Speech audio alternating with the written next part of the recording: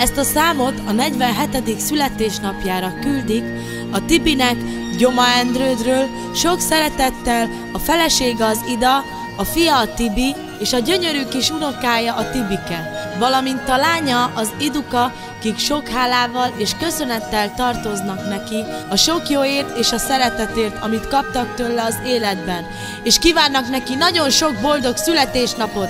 Legyetek szerencsések!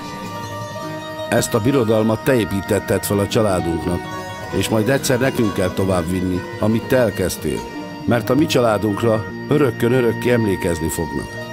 Elmondtad már, apám, hogy az életiskolájában az Isten a tanár, és mi megtanultuk már, hogy mit csináljuk a pénzt, és nem a pénz minket. Megtanultuk azt is, hogy az emberek pénzét bármire képesek, és még családon belül is oda kell figyelni ezekre a dolgokra. Tudnunk kell csendben maradni, hallgatni és időben megbocsájtani. Drága apánk, köszönjük, hogy vagy nekünk, és mi büszkék vagyunk rád, a Jóisten éltessen még téged sokáig közöttünk, erőben, egészségben.